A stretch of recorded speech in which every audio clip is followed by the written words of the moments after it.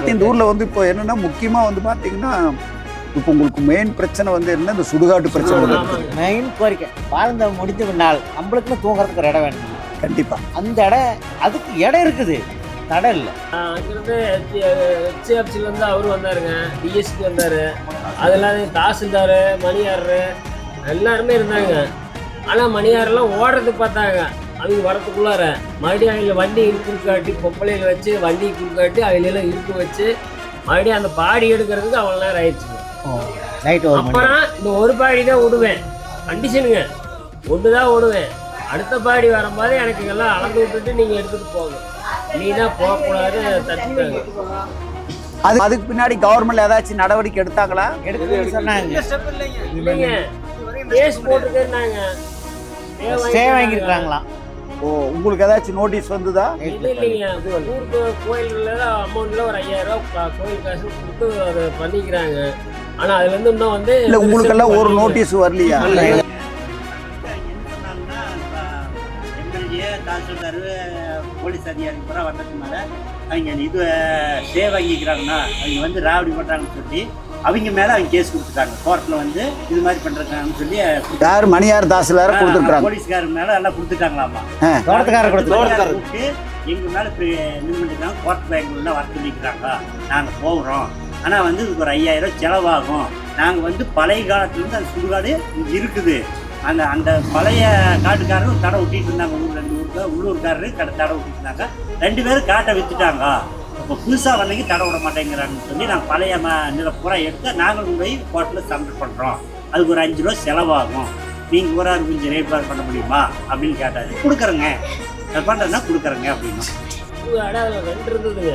ஒரு ஊருக்கு சுடுகாடே இல்லைன்னா அவன் காட்டுக்கார அள்ளி போட்டு வெளியே பிடிச்சிக்கிட்டாங்க. எங்களுது பட்டா இடத்துல இருக்குது, எங்களுது அது இல்லாத 20 அடி தடை இருக்குது. முன்னால வர வர வர 3 அடி 2 அடி தான் தடை இருக்குதுங்க. அது பட்டா காட்டில் தான் இருக்குதுங்க.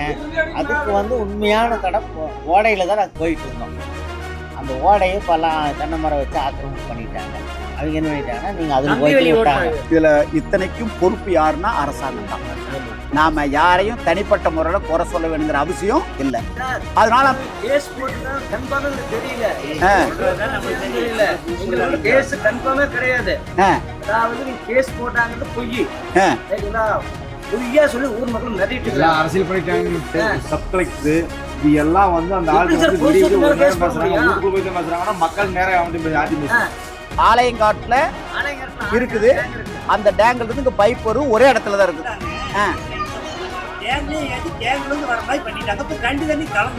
ரெண்டு தண்ணி கலந்துக்குது. ஆனா பைப் லைன் போட்டுருக்குது. அது வந்து போர் தண்ணிக்கு மட்டும். ஆனா இத்தனை மணிக்கு காலையில இத்தனை மணிக்கு நாம ஆத்தண்ணி விடுறோம்னு சொல்லி அது தனியா இது இல்லை. அது ரெக்கார்டில் 1200 ரூபா. நீ எங்க போறே தண்ணி வேணாம் ஆத்தண்ணி நிறுத்திக்கணும். அதுக்கு இப்போ என்ன பண்றாங்க, ஆபீஸ்ல தான் நம்ம ஒர்க் போறோம், கிளர்க்கு போய் நம்ம ஒர்க் போறோம் பாத்தீங்களா? அந்த பணம் கட்டினா தான். அதுக்கடுத்து உங்களுடைய பிரச்சனையை சொன்னீங்க. அந்த பிரச்சனை எனக்கும் தெரியும். அதாவது சுடுகாட்டு பிரச்சனை. அது கிட்டத்தட்ட 17 இருந்து 20 சென்ட் இடம் வந்து உள்ள இருக்கு, அரசு புறம்போக்கு. அதுல வந்து கிட்டத்தட்ட ஒரு 25 ஒரு 30 அடி தூரத்துல வந்து போறதுக்கு இடம்ல 2 அடி அகலம் தான் இருக்குது. அதை வந்து ஒருத்தர் கேட்ட போட்டு க்ளோஸ் பண்ணிட்டாரு. கடந்த ஒரு மாசத்துக்கு முன்னாடி நடந்த ஒரு இறப்பு சம்பவமா நாங்க வந்து கலெக்டர், தாசில்தார், எஸ்பி எல்லாத்துக்கும் வந்து அந்த பாடி வச்சு அந்த எடுத்துட்டு போறதுக்கு முயற்சி பண்ணோம். ஆனா அங்க விட மாட்டேன்ட்டாங்க. அதுக்கு பின்னிட்டு யாரோ கேஸ் போட்டான்னு சொன்னாங்க. அந்த சிவில் கேஸ் யாரோ போட்டு ஸ்டே வாங்கிட்டாங்க அப்படின்னு சொல்றாங்கன்னு சொன்னாங்க. அதற்காக இந்த கேஸ் நடத்துறதுக்காக அதிகாரிகளுக்காக நீங்க வந்து ஒரு 5000 பணம் எல்லாம் வசூல் பண்ணி கொடுத்தோம். சொல்லல, இல்ல பரவாயில்ல. அதாவது வந்து எல்லாத்தையும் இது பண்ணியிருந்தாங்க. அதிகாரிகளுடைய இதுக்காக என்ன பண்ணணும், ஏன்னா அங்க இருக்கக்கூடிய எங்களுடைய பிரச்சனையை தீர்த்து கொடுக்கறதுக்காக தான் நாங்க இது பண்ணணும். ஆனா இது வரல இந்த கேஸ் இருக்குதா, சிவில் கேஸ் போட்டுக்கிறாங்களா, என்ன பண்ணிருக்கிறாங்கன்னு இதுவரை எங்களுக்கு யாருக்குமே தெரியாது. நாம கேஸ் இருக்குதா இல்லையா அப்படின்னா நம்ம வந்து கண்டிப்பா விளக்கம் கேட்டுக்கலாம். அதுக்கு ஒரு நோட்டீஸ் கொடுத்து கேட்டுக்கலாம். இந்த மாதிரி நாங்க கொடுத்துருந்தோம். சிவில் கேஸ் இருக்கா அல்லது கிரிமினல் கேஸ் போட்டுக்கிறீங்களா, இதுக்காக என்ன நடவடிக்கை எடுத்தாங்கன்னு நாம ஒரு நோட்டீஸ் கொடுத்து பொதுமக்கள் சார்பா நம்ம கேட்டோம்னா அது பதில் கிடைச்சிடும். அதுக்கு உண்டான நடவடிக்கை நான் எடுத்து தரேன், கவலையே பட வேண்டாம். அப்புறம் கவர்மெண்ட் இன்னொன்னு கேட்கலாம், நீங்க வந்து இந்த சுடுகாட்டு பிரச்சனை சம்பந்தமா மறுபடியும் ஏதோ நல்லது கெட்டது நடந்தா நாங்க ரொம்ப சிரமப்பட வேண்டியது போயிடும். அதனால அரசாங்கம் எங்களுக்கு தரத வசதியும் ஏற்படுத்தி கொடுங்களாட்ட மாற்று இடத்தை ஏற்படுத்தி கொடுங்க. நாங்கெல்லாம் ஒன்னா இருக்கிறதுக்கு எங்களுக்கு வேணும். நான் இதே இடமெல்லாம் இல்ல, எங்களுக்கு மாற்று இடம் வேணும், ஆனா கூடிய விரைவில் பண்ணி கொடுப்பது அரசாங்கத்தினுடைய கடமை அப்படின்னு கேட்கறீங்க. கரெக்டா? அரசாங்கத்தினுடைய கடமை, அது நீங்க பண்ணி கொடுங்கன்னு கேட்டிருக்கிறீங்க.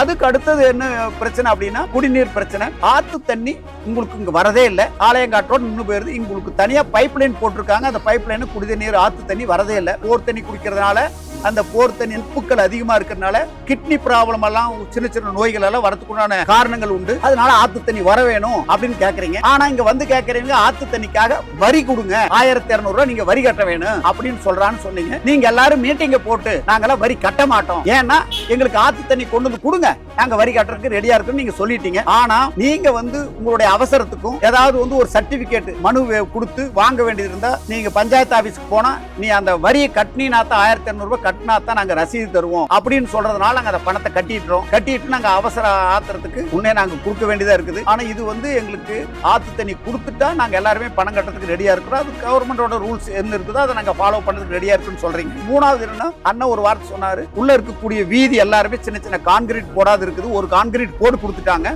ஆனா இன்னும் ஒரு சில வீதியில டிச் எல்லாம் சரியா இல்ல, விளக்குகள் எல்லாம் எரியறது இல்ல, ஒரு சில இடத்துல அந்த டிச் எல்லாம் சரி பண்ணி கொடுக்கணும். நல்லா பண்ணி கொடுத்தாங்கன்னா கொசு தொலை இல்லாம குழந்தைங்க எல்லாம் இருக்கிறது சௌரியமா இருக்கும் அப்படின்னு சொல்லி கேட்டுக்கிறீங்க. இந்த பிரச்சனை மட்டும் எங்க இருக்கு இருந்தா போதும், நாங்க இப்போதும் ஒத்துமையா இருப்போம், வேற எது தேவையில்லை அப்படின்னு சொல்றாங்க. உங்களுக்கு எல்லாம் வந்து இந்த 1000 ரூபாய் எல்லாம் சரியா வந்துட்டு இருக்குதா? எல்லாருக்கும் வந்துட்டு இருக்குதா? அதெல்லாம் வந்துட்டு இருக்குது, எல்லாருக்குமே வருது. அதாவது வந்து என்ன சொல்றாங்கன்னா இதே பிரச்சனை அண்ணன் சொன்ன மாதிரி எல்லாத்துக்கும் வருது, ஆனா ஒரு 20% பீப்புள் வரதில்லை. தகுதி அடிப்படைன்னு சொன்னாங்க, அந்த தகுதி அடிப்படையில இவங்களுக்கு தகுதி இருந்துமே வாங்க முடியலன்னு ஒரு சில அம்மா விதவையா இருக்கிறாங்க, அவங்களுக்கு வந்து எனக்கு வரலிங்கிறாங்க.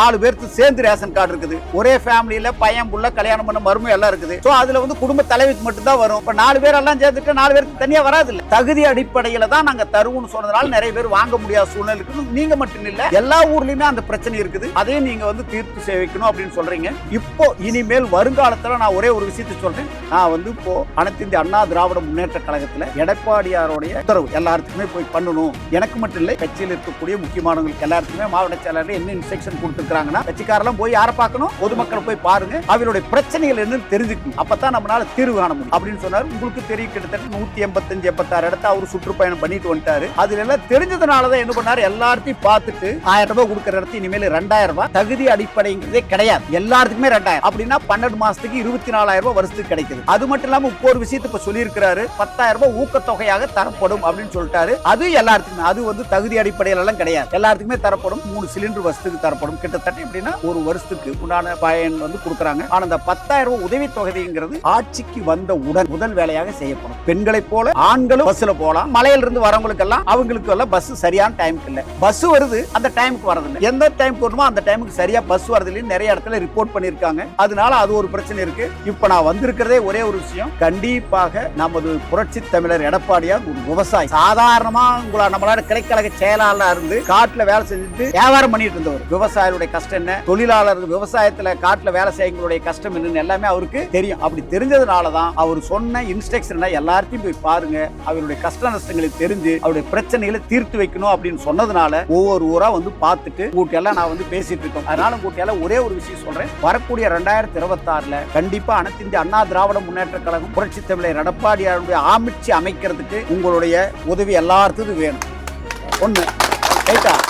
இன்னொரு விஷயம் வந்து என்னன்னா, மலை ஜாதியினருக்கு வந்து என்ன சொல்லியிருந்தாருன்னா, ஒரு வீட்டுல 2 சென்ட் இடம் இருக்கு, அதுல 4 குழந்தைங்க இருப்பாங்க, அவங்களுக்கு மறுபடியும் வந்து வீடு இருக்காது, அந்த 2 சென்ட்டுக்குள்ளாரையே இருக்கணும், பக்கத்துல எல்லாம் இருந்துட்டு இருப்பாங்க. அதெல்லாம் ஊரே சுத்தி பார்த்ததுனாலதான் இனிமேல் அவங்களுக்கு வந்து 4 குழந்தைங்க இருக்கா, 4 பேருக்கு தனியா இடம் கொடுக்கப்படும் அதையும் சொல்லிட்டாரு. அது ஏன் இந்த திட்டத்தை கொண்டு வராரு, வேற தொழில் சம்பந்தமான இதுவரை திட்டம் சொல்லவே இல்லையே. அவர் சொல்லியிருக்கிற திட்டங்கள்லாம் இதுவரையிலும் கொடுத்திருக்கிற 3 தடவை வாக்குறுதி கொடுத்திருக்கிறாரு. அது பூரா பாத்தீங்கன்னா எப்படி இருக்கு தெரியுமா, கிராமம் சார்ந்தது, கிராமப்புறத்தை சார்ந்ததுதான், ஏழை எளிய மக்களுக்கு சார்ந்ததுதான். கிராமங்கள் முன்னேறினா தான் வந்து நகரத்து முன்னேற முடியும். காய்கறி விளையணும், விவசாயம் நல்லா இருக்கணும். நம்ம ஊர்ல ஏதாச்சும் பொது கழிப்பிடம் இருக்குதா? இல்ல. எங்க போறது? ஏதாச்சும் இருக்குதா பொது கழிப்பிடம்? இல்ல. அது ஒரு பெரிய பிரச்சனை. அதனாலதான் அவர் இந்த 3 கட்ட தேர்தல் அறிக்கையிலுமே எல்லா தேர்தல் அறிக்கையும் எதை சார்ந்து இருக்குதுன்னா கிராமங்களையும் மக்களை சார்ந்த. இந்த முறை வந்தாருன்னா தண்ணீர் வசதி, ஏரி குளங்களை எல்லாம் வந்து உன்ன தூர்வாரி செப்பனிட்டு எல்லா ஏரி கனெக்ட் பண்றது, இந்த விஷயங்களை எல்லாம் கண்டிப்பா செய்யறாரு. கோவில் இருந்து சொல்றேன், அவர் நடத்தி காட்டுவார். இது வரலும் புரட்சி தலைவர் எம்ஜிஆர், அம்மா, காமராஜ் எல்லாம் இருந்தாங்களே, அவியல வடை மிகச்சிறப்பான ஆட்சி. 7.5% medical college, 11 medical college, 64 arts and science college, பல திட்டங்களை கொண்டு வந்தாங்க. ஆனா உங்களுக்கு தெரியும், அந்த செங்கலை கையில எடுத்துட்டு எய்ம்ஸ் சுத்துறாங்க. ஆனா எய்ம்ஸ்க்கு நான் ஒன்னே ஒன்னு கேட்கறேன், அது விலைக்கு சொல்லணும். அந்த செங்கல் எடுத்துட்டு சுத்தினா பத்தாது. அவர் ஆட்சியில் தான் இருந்தாங்க. இடத்த ஒதுக்கி கொடுத்திருந்தா கட்டடம் கட்டிட்டு போயிடலாமே. இன்னைக்கு வரல, இடத்த ஒதுக்கி கொடுத்துருக்காங்களா? மத்திய அரசு என்ன சொல்லிடுச்சு, இந்த இடத்துல எய்ம் காலேஜ் உடுக்கறன்னு சொல்லியாச்சு. உடுக்கறன்னு சொன்னா ஸ்டேட் கவர்மெண்ட் என்ன பண்ணணும், சார் இந்த இடத்த பயன்படுத்திக்கீங்க அப்படின்னு சொல்லணும். அதை விட்டுட்டு ஒரு செங்கல் எடுத்துட்டு எய்ம்ஸ் தெரிஞ்சா பைத்தியமா பிடிச்சிருக்கு. முதல்ல இடத்த ஒதுக்கி விட்டுட்டு, இந்த இடத்த ஒதுக்கிட்டோம், இத்தனை ஏக்கரை, இத்தனை செண்டு, இவ்வளவு அகலத்துல மாநில அரசு ஒதுக்கிட்டோம் அப்படின்னு சொல்லி இன்னைக்கு வரல ஏதாவது ஒரு அறிக்கை வந்துருக்கு, படிச்சிருக்கீங்களா? உன்னை மோடியா தாடியாங்க வேண்டியது. உண்மையா இன்னொன்னு சொல்றேன் உங்களுக்கு எல்லாத்துக்கும், இப்போது அமைந்திருக்கக்கூடிய ஆட்சி மத்தியில மோடியோட கவர்மெண்ட், இங்க டிஎம்கே இருக்குது. என்ன குறை சொல்லிட்டு இருக்காங்க ஒவ்வொரு தடையும், மத்தியில இருந்து பண்டே தரதில்லை அப்படின்னு சொல்றாங்க. சரி, பணமே வரல. இந்த பணம் 5000 ரூபாய் எடுத்து ஒரே நாள்ல போட்டே இல்ல. அந்த பணம் எந்த பணம், எங்கிருந்து வந்தது? அந்த பணம் எங்கிட்ட கடனாகி போச்சு. 5 லட்சம் கோடி எக்ஸ்ட்ரா, ஏற்கனவே 5 லட்சம் கோடி. இப்ப இவரு மட்டும் 2021 ஆட்சிக்கு வந்த முன்னாடி 5 லட்சம் கோடி, இப்ப 10,61,000 கோடி லட்சம் கோடி கடன் வாங்கி இருக்கிறார். சரி, இந்த 5 லட்சம் கோடி கடன் வாங்கின என்ன பிசினஸ்க்காக வாங்கின? இந்த 5 லட்சம் கோடி வாங்கினாரே என்னையா பிசினஸ் பண்ண? நாட்டுக்கு வருமானம் வேணும் இல்ல? வெளிநாட்டிலிருந்து பணம் வாங்கி இருந்தா தொழில் முதலீடுகளை வரவழைச்சிட்டோம், வெளிநாட்டிலிருந்து இவ்வளவு பணம் எல்லாம் வந்திருக்குது அப்படின்னு சொன்னா, கடன் வாங்கி இருக்குன்னா அந்த கடன் வாங்கியதனுடைய பயன் என்ன? இதுல இருந்து வருமானம் வரணும் இல்ல, இல்லது வட்டிக்காவது கொடுத்துருக்கணும் இல்ல, எதுவுமே கணக்கு இல்ல. இதைத்தான் நம்ம எடப்பாடியார் கேட்டார். என்னன்னு கேட்டாரு, ஏப்பா டிஆர்பி மினிஸ்டர் அவரை பார்த்து, தொழில்துறை மினிஸ்டர் பார்த்து 5 லட்சம் கடன் கொண்டு எதுவுமே கணக்கு வழக்கு இல்லையான்னு கேட்டோன்னே அவர் எடுத்து என்னத்தை காட்டினார்? வெள்ளை பேப்பர் காட்டினார் சட்டசபையில. இதுதான் ஒரு அரசாங்கத்தினுடைய நிதா சொன்னார். உங்களுக்கு வீட்டுக்கே எல்லாம் பண்ணுவோம்னு சொன்னாங்க. ஏதாச்சும் வீட்டுக்கு 45 நாளே எல்லாமே வீட்டுக்கு வந்துடும் அப்படின்னாங்க. உடனே வீடு தேடி எல்லாமே வரும் அப்படின்னு. அப்போ தாசில்தார் அவையெல்லாம் ஏதாச்சும் உங்களுக்கு பிரச்சனைக்கு கேட்கறதுக்கு வந்தாங்களா? யாராவது வந்தாங்களா? உங்கள் ஸ்டாலின், எங்கள் ஸ்டாலின், அந்த எத்தனையோ திட்டம் வந்தது. ஆனா அந்த திட்டங்கள் இதுவரை நிறைவேற்றப்பட்டு இருக்கிறதா? ஏதாச்சும் பண்ணிருக்குதா? எதுவுமே. மத்திய அரசுடன் சரியான முறையில் இணைந்து பணியாற்றி மத்திய அரசுல இருந்து என்னென்ன பணம் நமக்காக தமிழ்நாட்டு மக்களுக்கு வரவழைக்க முடியுமோ அதையெல்லாம் வரவழைச்சு சரியான திட்டங்களை நிறைவேற்றி ஆட்சி சிறப்பாகவும் ரொம்ப மக்களுக்கு தேவையான எல்லா வசதியும் பண்ணி கொடுப்பார். அதனால நீங்க எல்லாருக்கும் உங்களை கேட்டுக்கிறேன், வரக்கூடிய எலெக்ஷன்ல ரெட்டலைக்கு ஓட்டு போட்டு எடப்பாடியாரை மிகப்பெரிய அளவுல வெற்றி அடைச்சேன். நிச்சயமா சொல்றேன், உங்களுக்கு எல்லாத்துக்குமே, இளைஞர்கள் எல்லாத்துக்குமே நல்லது நடக்கும். நீங்க கவலையே பட வேண்டாம். ஆனா உங்களை எல்லாம் கேட்டுக்கிறது என்னன்னா, கண்டிப்பா எல்லாரும் ரெட்டலைக்கு ஓட்டு போடுவீங்களா? அந்தியூர் மக்கள்